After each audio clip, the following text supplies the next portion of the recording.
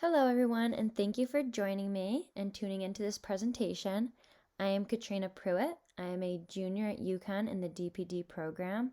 And for my presentation, I interviewed Food Service Director Joanna of Watertown Public School Systems, which actually is where I was born and raised.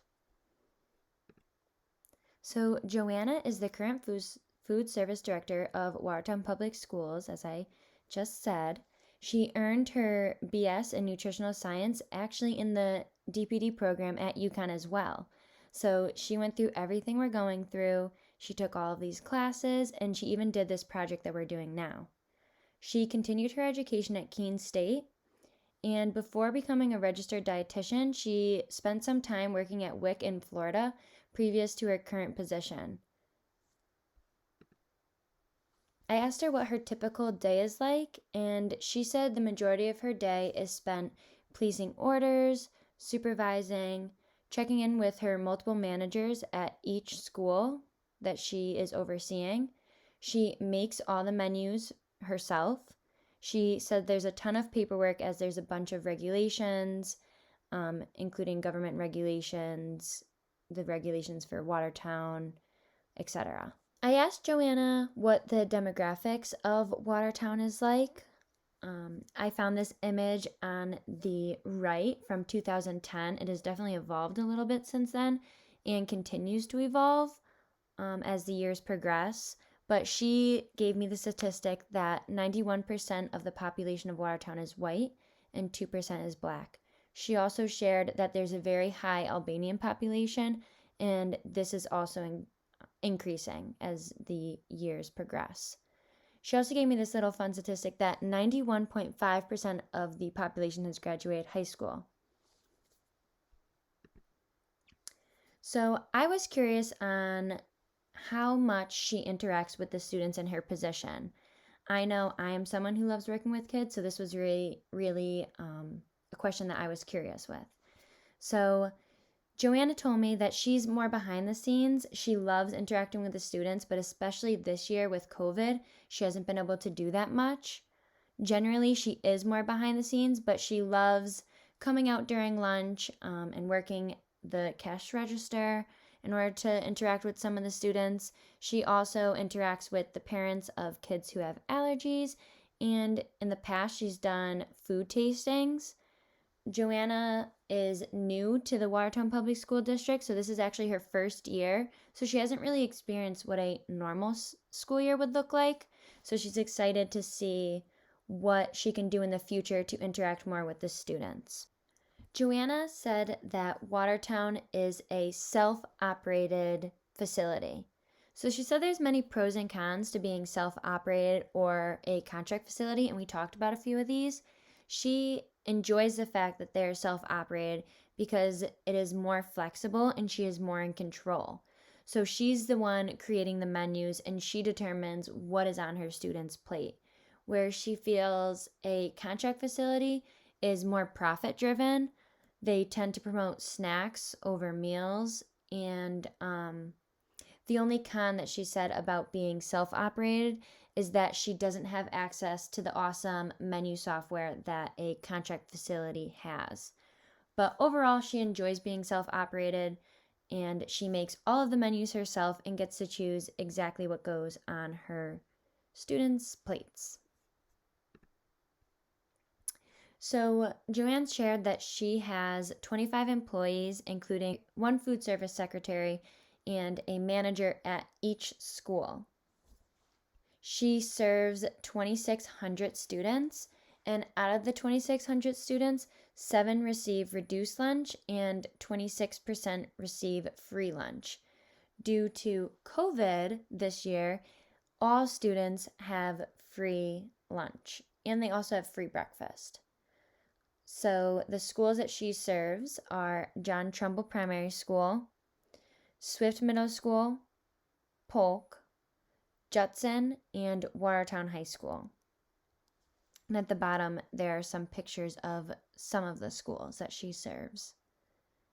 She shared with me that last month's average was 450 breakfasts sold and 920 lunches, and that includes curbside pickup.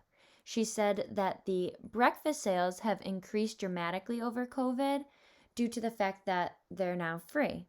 So she said that was awesome to see more students receiving breakfast in the morning. So hours of operation. Joanna works from 7:30 to 3:30, and her staff works from 6:30 to 2:30. A personal question that is really important to me that I was curious about was, how is her work-life balance? So does she take her work home with her? Is she always thinking about work? Joanna shared that she has a great home work-life balance. She said, however, it depends on the person. So it's more of her mentality that when she's at work, she's going to work as hard as she could. And then when she's home, she's going to relax and live her life.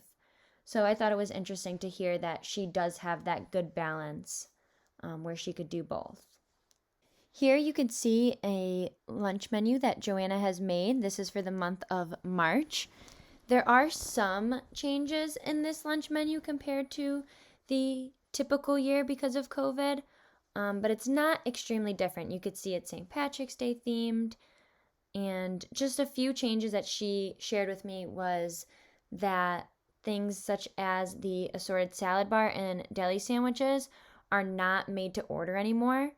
They used to be back when I was in high school and in a non-COVID year, was a bar that you walk up and you tell the lunch ladies exactly what you want and they make it in front of you. And it was the most popular option. But unfortunately, due to COVID, they aren't doing this anymore. They're still serving salads and deli sandwiches, but they are pre-made. And you just walk up and grab it, and that's it. So little changes such as that have changed, but not much. It is still pretty much the same as a normal year. So I asked Joanna some examples of what they use in the kitchen for a typical lunch item. And she gave me baked oven cheesy pizzas. So equipment that they use are convection ovens and a warmer to keep the pizza at 135 degrees at all times. So here is their recipe for that and their directions and exactly what they do. You could see the ingredients all the way to the left. Then it breaks down the servings, the weight, all the measurements. And then on the right, you could see the directions. Here is just the second page of that, including these instructions down here and the serving size and the allergens. So how are meals made and delivered? So she had two answers for this.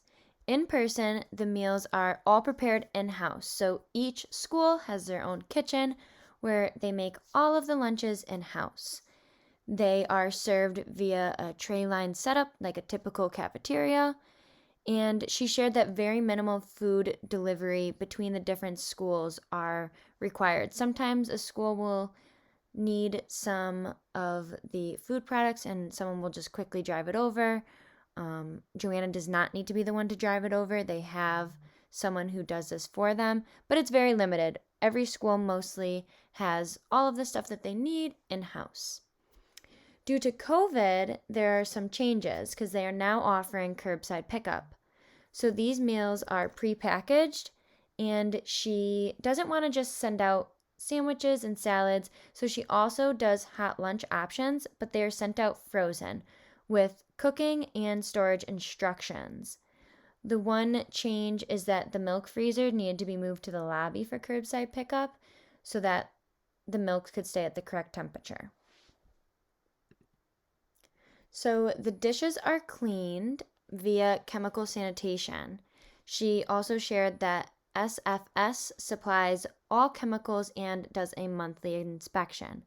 So the handout is on this next slide. So this is a site report, which she gets done monthly. So she said it's awesome because they're always on track. They're always doing the right thing when it comes to what chemicals they're using and making sure that they are doing everything right when it comes to sanitation. Joanna also shared that this is very helpful for herself and very convenient. She loves working with this company, and she said she's only had great experiences with them. Suppliers. She said that they use bid for food and paper goods. So bid prices are standard fixed prices. And she also stated that if she works with other districts or other schools, that sometimes they get even lower prices. So Thurston Food is where they get most of their food products, and Mansfield Paper Company is where they get most of their paper goods. Some food also comes from HPC, from the government, for free. And she also stated that a new food distributor is going to be administered next year. So she's going to be going through a little bit of a change next year. Inventory. I asked her how the inventory is done, and she said she does not do this herself. She actually has the managers of each school do inventory at the end of every month. And this inventory is recorded on Excel and is sent to Joanna to look everything over and make sure everything is on track. But each manager is in charge of doing this. So here is a handout that Joanna provided for me. It is the production record.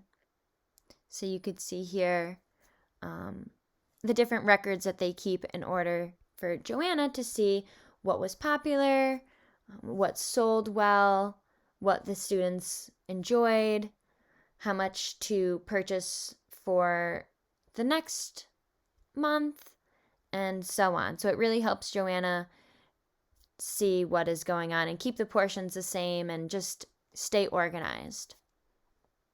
So Joanna is the only RD at the Watertown schools. This is because it is a small district and no one else deals with nutrition other than her. So everyone else in her staff is really there for the production of it. Joanna is the only one making the nutrition decisions and supervising and keeping up with the regulations. Everyone else is on the production end. So getting the meals together and serving them to the students and actually making everything happen, whereas Joanna is the one behind the scenes planning and teaching her staff. I asked Joanna what the peak and pit of her current position is. She quickly shared that her peak is definitely feeding the kids, especially when some kids get their only meals at school, which is really sad, but she loves being the person to put healthy meals on their plate and help them as much as she can. She loves interacting with the students, and she hopes to do this even more in the future. And she also loves the schedule and the hours. The pit that she shared with me is that it's a union staff, so she has a lot to learn, especially about the regulations. She has to follow the union contracts, which she said can be a little bit difficult just to learn everything as she is new. And she also hates confrontation. So that is something that she doesn't really enjoy in the job, because she is a supervisor and needs to make sure everyone is doing the right thing. I asked Joanna what advice she has for me and other nutritional science students in the DPD program moving forward into this industry. She stated, "Be open to trying new things. My internship was an awesome experience to learn and try everything to see what I truly enjoyed." She said to shadow as much as possible and get more hands-on experience working with the equipment. She said especially in her position, she doesn't know much about the equipment that her school uses, but she definitely thinks it would be very helpful to know more about the equipment so that she can help her staff better.